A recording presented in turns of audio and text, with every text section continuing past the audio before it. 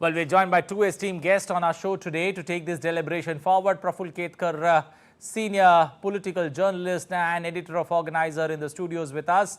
And from the ground, we have Varun Singh, senior journalist, who joins us from Mumbai to take these deliberation forward. Let me first come to you, Praful.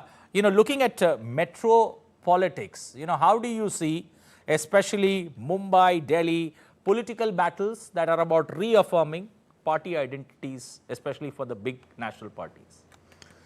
See, we have always seen these 7 seats of Delhi and 6 seats of Mumbai, high-profile seats. We have many a time seen, surprise candidates, some high-profile names, cine stars, or always New Delhi seat, for example. We have seen traditionally coming up new names, even South Delhi.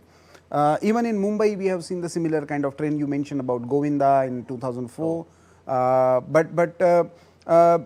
These kind of names, why? Because just because of the location, the national capital and the financial capital, they bring up that much of hype to those cities. Unfortunately, but the more the hype we create in media because of the names that crop up, we have seen the voting patterns in these metropolitan cities has been not very encouraging. True. In fact, they are usually on the high profile seats, they are on the very lower side. So perhaps we need to think about it differently. One, because there is a lot of migrated population. So people generally don't tend to shift their vote from one place to another, even if they migrate for 4, 5, 7 years. Two, maybe in future, this time also, there was some talk about whether we can have some kind of online voting experience or digitization of this voting experience also. So let's see. Hopefully, this time in Mumbai we will see a better picture. Both Mumbai and immediately after that, in 25th, Delhi is going to go for voting. So hopefully it will be better numbers this time. Okay, Mr. Varun Singh, now when you look at the two NCPs, the two Shiv Senas, do you somewhere feel when the people go out to vote, they are going to be confused? Let's suppose you support Sharad Pawar, but you remember Sharad Pawar with the clock that shows 10-10. Now that symbol belongs to Ajit Pawar's faction. And Sharad Pawar has got a new symbol. So will that leave the voters confused? And the vote base, basically there's going to be a big churning that's going to take place on the ground on voting day, especially in metro cities. Absolutely. If you're talking about Maharashtra and the 13 seats that are going to poll, especially, Mumbai metropolitan region, where the Shiv Sena and led by Eknath Shinde, where with the bow and arrow symbol, and UBT Sena, which is fighting on the mashal, which looks like more like a ice cream cone. So it is going to cause a lot of confusion. The confusion is going to be amongst the hardcore voters of Balasaheb Thackeray's Shiv Sena, because they have become habituated to press that arrow and bow button than any other button. So I'm sure, because there are many seats in which they are directly contesting. For example, in South Mumbai, where I'm sitting right now, in South Mumbai, Arvind Sawant, the sitting MP, who was an NDA candidate in 2014 and 2019, and now is contesting on UBT Shiv Sena ticket with a mashal symbol. There are multiple voters who are going to vote and they are going to get confused, and they might press and that is what Yamini Jadhav, who is the Shiv Sena candidate with the bow and arrow symbol, she is hoping, or there are many people who are hoping that it may happen. There is one more point, but you also have to understand, in the last few years, especially in the last 2.5, 3 years, or since the time 2019, the assembly elections took place and Uddhav Thackeray became the chief minister. Since then, the kind of trajectory that Uddhav Thackeray has shown, he has become very popular amongst the Muslim voters over here. And there are few seats, for example, South Mumbai, once again, where 3 lakh Muslim voters are there. They are rallying again behind Uddhav Thackeray. So it is not going to be an easy win for Yamini Jadhav or the Shiv Sena, but at the end of the day, new voters are coming in. The voters who were dead against Shiv-Sena, Balasaheb Thackeray, are now supporting his son. So there's a lot of, to be honest, for a person who loves politics, watches politics, reads politics, breathes politics, it's nothing less than a revelry to see such a sight over there, that those people who used to be against someone are now diehard fans of theirs. And the confusion that you mentioned, it is going to, towards the end of the day, help the NDA. And that is what I have been saying on several shows, that NDA may win many seats because of the confusion in these 13 seats. Okay. Praful, is it a Sena versus Sena battle within the NDA and the opposition bloc that you see, especially as this battle now reaches maximum city? Oh, yes. See, as I've said earlier, Shiv Sena now the battles that have taken place politically or legally or at the doorsteps of Election Commission, now it is at the doors of the voters. So voters are going to decide which is true Shiv Sena now. And that voting is very, very crucial because it is going to define the trajectory. Remember, for Pawar and Thackeray family, this is virtually a battle for survival. Because there, see, anyway, Congress doesn't look very formidable with Ashok Chavan out and no major face there with Congress, Maharashtra Congress. So in that case, where will, for example, Mr. Sharad Pawar said, many of the smaller parties might merge in Congress after elections. That clearly gives an indication that there is not much hope there with this kind of division within the party. Now, when we see this battle panning in different phases, 5 phases, this is the 5th phase.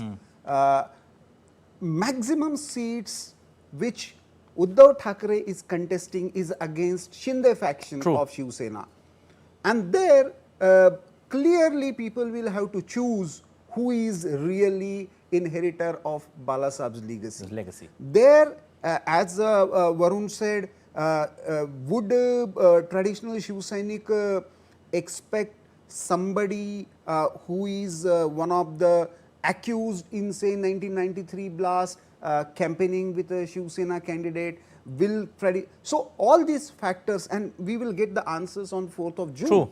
So this is the real battle where Shiv Sena versus Shiv Sena.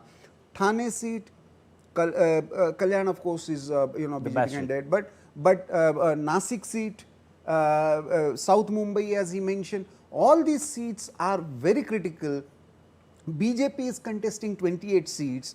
Those look, those numbers are look very, very comfortable. Last time BJP won 23 out of 27, 26. The real question is, what was the share of Shiv Sena then, and how that share is translated now in 2024 mandate? That is going to decide the direction of Maharashtra politics, because remember, not less than 6 to 8 months there will be assembly elections there. BMC elections are on the cards. So whether the traditional hold of Shiv Sena over Mumbai is intact with Thackeray family at the helm, or it is completely now going to be dislodged, this election is going to decide that. Okay, Mr. Singh, when one takes a look at Mumbai in particular, you did mention about Mumbai South seat. Looking at the overall picture, is there too much on the plate to choose for the voters in the first place? Because this looks like a Bhelpuri or Maha Chaos, if I may take the liberty of using that word, for the voters when they go out to vote on the 20th. No. I would not agree with the words Maha Chaos, Bhelpuri, because for a very simple reason. Let me tell you, Prafulji is also from Maharashtra, and I am also born and brought up in Maharashtra, have been working here for 20 years. I tell you a simple thing, the voter of Maharashtra is very sensible. They know whom to vote for Lok Sabha, they know whom to vote for Assembly, and they also know who should be voted during the Panchayat and the corporation elections. And I don't see a Maha Chaos. If you see, there are seats where, apart from the main candidates from the two alliances. Rest of them are either independent or either those people whom we always see, mushrooming during election time. And that is the reason why I say that not much of a chaos. But yes, there would be one simple thing which is going to cost probably, as I said, as Prafulji was saying, I have one simple line to say. On June 4, at least two political parties in Maharashtra, they will have to go back in the drawing room and decide what is their presence in the state. Because, as he said, the voters are going to choose who is the real NCP, who do they trust. It is immaterial which political party right now has a lot of people. It is the voters who decide who their leaders should be. And if the leaders today decide that Eknath Shinde's Shiv Sena gets more seats, then Uddhav Thackeray has to take a back seat. There is no other option with him. And most of the people who are still with Uddhav Thackeray, I think they will come back or they will go to Eknath Shinde. And the same is with NCP Sharad Pawar. I can tell you, sitting over here, whatever I can gather from the ground, Baramati, the bastion of Sharad Pawar, from where he had been winning so many times, he is losing it. And the fear was evident. Why? Because Sharad Pawar, a resident of Mumbai who used to vote from Malabar Hill, he could sense that fear and he had to go and register himself in Baramati and vote from there. So if you ask me, I know I can't predict everything, but I over here in Maharashtra see a major clean sweep, which is not at all being predicted by anyone because they are unaware what is happening on ground. The voters, the silent voters, the voters of this state have decided that they want a majority because in the last 5 years, the voter of this state has suffered the most compared to any other state in the country. They have seen how they voted for a particular alliance and that alliance didn't sustain, that broke. A new alliance came into place. They don't want it. They are tired of it. And let me tell you, Pradhan Mantri Narendra Modi is the most popular leader. And people over here, immaterial which political party they belong to, everyone over here trusts that PM Modi is going to be the face, should be the face. And that is the reason why I say that NDA will sweep over here in Maharashtra. Okay, Varun, Praful is eagerly waiting with the... There is one important point which nobody is talking about because when we are talking about Mumbai and if we are not talking about Raj Thackeray, even Yes. at his worst performance also, 2% vote. he always had his own vote share. And now he is openly coming out and asking people to vote for the NDA candidates. That is going to play a very important role when it comes to Mumbai. For other parts, including Mumbai, earlier, Anil, there were in most of the places, at least 3 major contenders used to be there, 4 major contenders, because last time, especially in assembly elections, we have seen BJP Shiv Sena also contested separately in 2014, Congress and NCP also. So 4 major parties used to contend and vote share used to be distributed. Now it looks like there are 2 clear-cut camps. True. India versus India alliance. But the third fraction, and again I am repeating that the way BSP and Vanchit Aghadi has given tickets to their own candidates and trying to build momentum on the ground, targeting particular voters, these 2 factors, MNS on the one hand and Prakash Ambedkar's Vanchit Bahujan Aghadi on the other hand, these 2 factors will play a critical role in many seats when the final outcome is there. Okay, Mr. Varun Singh, Maharashtra is particular for, one reason. Neither of the political forces, the national political forces, can pull things on their own. They need the regional forces to, help or smoothen the wheels for the wheels to chug along. Do you feel that more as a compulsion, and do you see, the people of Maharashtra breaking free, giving it to the 2 national parties, the 2 national parties rather fighting it out, and, the best man walking or smiling on June 4th? Anilji, I don't know which is the second national party you're talking about. The one 16%, I meant the Congress party, 16% of votes that emanated. Yeah, but how many seats did they win? They are One. unable to win. Yeah, and if you see 2019 assembly, they were they in the ladder they were at the last. So I don't know on what ground can we still call it. Yeah, it is a national party. It is an old national party. But the problem with the national parties, it would everyone would love if there is a fight between two national parties. But you also have to understand Maharashtra uh, is has seen so many revolutions in material. If you start from its own formation, the formation of Maharashtra happened because of the revolution that was carried out by the regional leaders over here. Okay. So from 1960 till now, these regional leaders have played a very vital role. There are multiple seats. I can tell you many seats closer to Maharashtra, where a smaller party like PWP, the Peasants and Workers Party, also holds grounds. There are parties which you wouldn't hear on the national news ever. Hitendra Thakur's party, very close to Mumbai, they have been winning assembly seats. So, discarding regional parties at this moment, I don't think it Okay. is possible for anyone. But at the end of the day, I would always, everyone would like to have two main parties fighting. And if that happens, nothing better than that. I hope as Sharad Pawar said, the smaller parties will merge with the Congress, and over here, if the smaller parties are willing to merge with the BJP, better for the voters to choose from.